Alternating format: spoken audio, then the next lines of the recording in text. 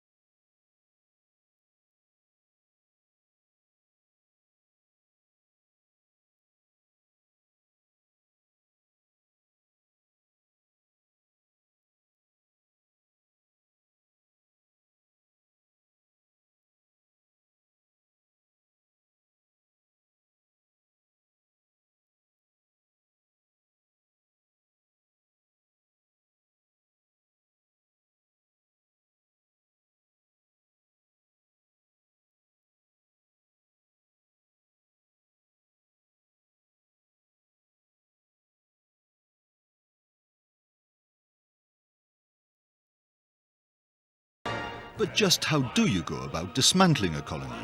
The Brits have the answer. Just sell it off. If you want to buy a warship, a field ambulance, a filing cabinet, or even a sailor's hat, this is the place to come. Everything's up for sale or auction. There's not much point in shipping it home. There's hardly an army or a navy left there to use it.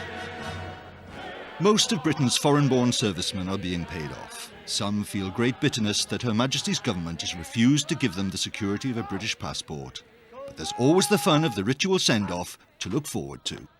It's time that the Brits should go. To a large degree, the British presence here is a shell. You have the trappings of the British presence in terms of it's the governor, and you still have the Royal Navy and the military garrison here. Even now they're being phased out and so on. I think what Britain will leave behind is a sense of fair play. I think it will leave behind a sense of justice, and I believe it will also leave behind something even more intangible, a sense of humour. These are the things I think which are far more likely to be remembered and far more likely to be treasured by the people of Hong Kong than the institutions which are, frankly, not destined for eternity.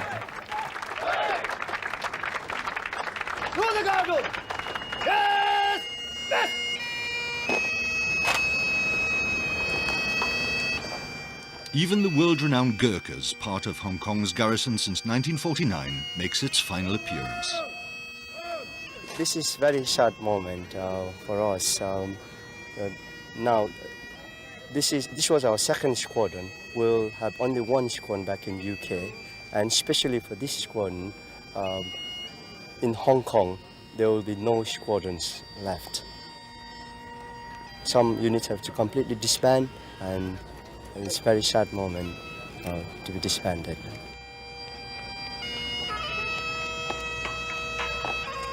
That's also a very sad thing to leave Hong Kong, because this is like our second home. Because this past 20 years, out of 20 years, I spent about 16 years in Hong Kong and only 4 years in other countries, UK and other places. And also, we are used to this country, the people, Chinese people, and place, everything, and most of us can speak a few Chinese as well, which would help us with all the Chinese people. But now we are missing all those friends, which is very sad moment.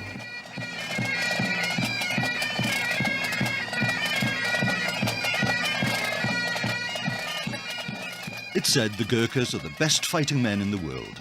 A handful will transfer to a sister regiment in the UK, but the rest are being pensioned off. Some will return to their mountain homeland of Nepal. The rest will try to find jobs as security guards in Hong Kong. More than anything, it's the disappearance of the smiling-eyed Gurkhas that truly marks the passing of an era.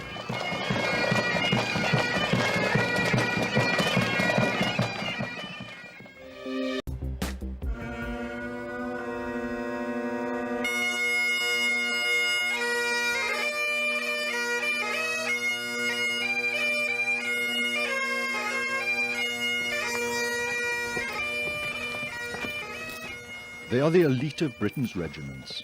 They came for the last 5 months of the countdown, and it can't be by chance that the Black Watch was chosen to represent Britain in these final moments of empire. Their mission is to demonstrate to the world Britain's determination to retain sovereignty over Hong Kong until the last second. Today, an exercise in the new territories, a supposed cross-border incursion by armed smugglers. There are border observation posts to be manned, public buildings to guard, and it's the Black Watch who will be centre stage for the great handover ceremony and parade on June the 30th. Well, Black Watch is it's a very old regiment. It's a family regiment. My father was in the Black Watch, and I've got 2 nephews in the Black Watch. So it's a very good family regiment, and it's great to be back in Hong Kong. And I think 2 reasons that we were chosen is maybe because we were here before, we know the country, the people like us, we're a good rapport with the people, and we're a very smart, colourful uniform when we're on parade. We've got a great pipe band, and the local people enjoy the pipe music. So I don't know if that's the reason, but I would think that could be the reasons.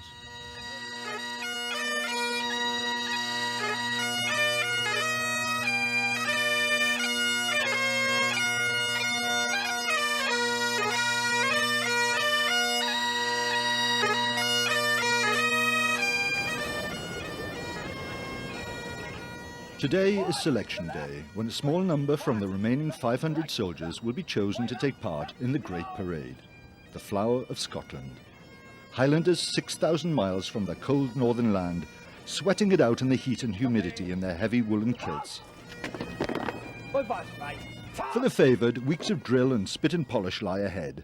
The responsibility will be immense. They must not be outshone. The Chinese army have designed new uniforms for the Hong Kong parade, and it's said that men of identical height will make up the honour guard.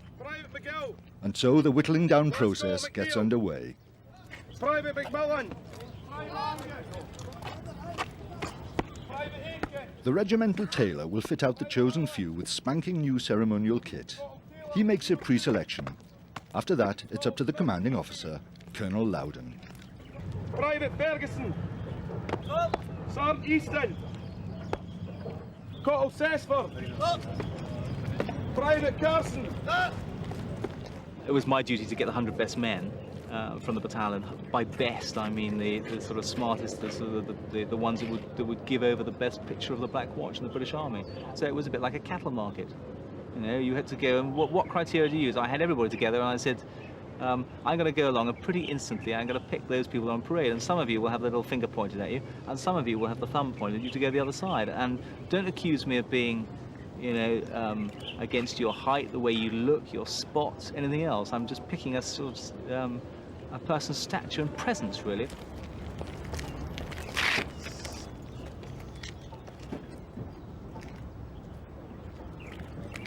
That's been yours. Answer? I think Court Morris was just a bit rough and old. Size-wise, I want to keep people, you know, even the well-built ones, I want to keep some of the slightly larger ones, like Lumsden and the Gordon Neal. There's nobody way out of size, I think, actually.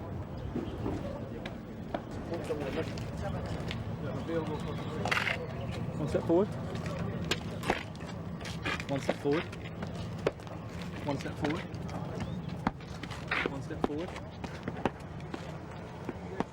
You had a great long row of jocks, and I'm just using my experience of being on many parades and seeing many men and imagining them standing there. This was one of the key criteria. Imagine them standing there in the baking evening sun for half an hour, and within that, you can't linger. Otherwise, you could spend hours on everybody. You just have to make a fairly instant decision. 20, 21, 22, 23, 24, 25, 26, 27, 28, 29, 30, 32, 33, 34, 35, 36, 37, 38, 39 last month, sir. Yeah. I've just been interested here. Are you very disappointed about not being on? Certainly not. I mean, obviously it wasn't anything against your size or your physique or your comfort or anything else. You understand that? More than likely, it's probably better off, sir. There'll be so many show queens at Gardon. Right. It was interesting to know whether the men really wanted to be on the parade, because the alternative being on the parade might be to have the last 2 weeks when you can sit by the swimming pool or you can be doing fatigues and you haven't got to go through all this business of getting in and out of the kit and endless parades. But actually, I think the vast majority really wanted to be on the parade because it's the sort of finale and it's been built up. There's one thing that's been built up is that this business of being in Hong Kong for the last 5 months is of huge significance. And the hugest significance is going to be that final celebration. The Black Watch have a secret weapon in the public relations showdown with the People's Liberation Army of China. The Scots have the pipes and drums, a machine gun unit which doubles as the musical flagship at the centre of every ceremony. It takes hours of preparation before a pipes and drums performance. Each man is charged with checking over the finished appearance of his comrades. As part of the handover ceremony, I think as a piper we're going to be really privileged because we play, people might think it's an unusual instrument, but to a Scotsman it's not, you see, and our focus is obviously going to be part of parade, the pipes and drums, so like we're going to be the pipes and drums on parade, so for us it's going to be a big honour. If you think a very small number representing the British Isles, and not only are we representing the British Isles, we're actually representing the Queen as well, because it's like going to be the last handovers of the colony to a country, and we're going to be the people that are participating in this. So for every one of us that's taken part of this, it's got to be a great honour, and it's something that's not just going to, at the end of June, be forgotten about. We're going to remember it for the rest of our lives. And obviously we'll pass it down to our families as we go along in life, that we were part of that last final parade ever in the British colony. Well, we can't turn up today, so there's not a lot else on the 2 points. It is March when Hong Kong stages its biggest sporting event, the World Rugby 10s and 7s. It's an opportunity for the pipes and drums, a high-profile run-through for the big day.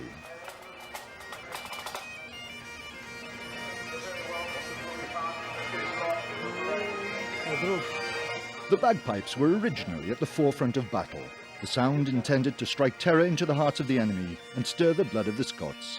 The tuning up process, thankfully, was done well away from the crowd, or the stadium would empty in seconds.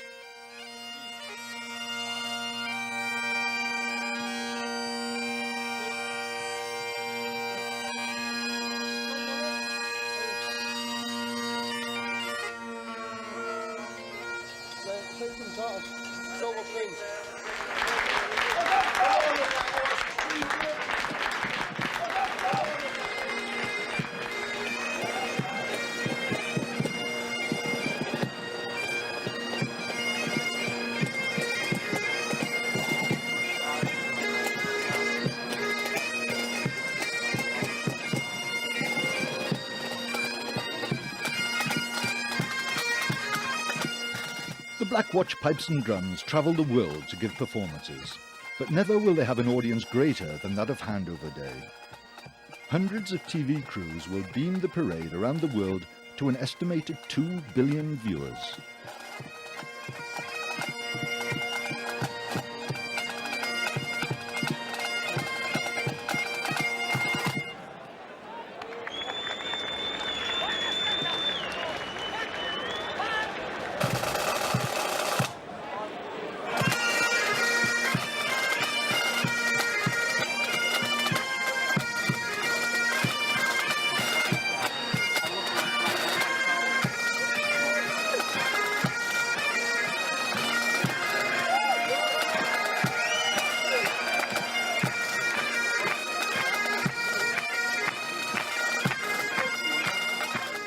For a regiment rooted in history with long ties to Hong Kong, one would expect a degree of nostalgia at the forthcoming departure.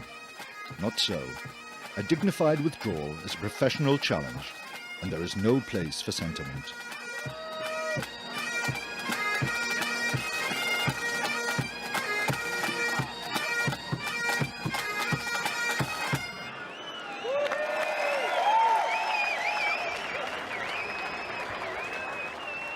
It's been inevitable since 1983.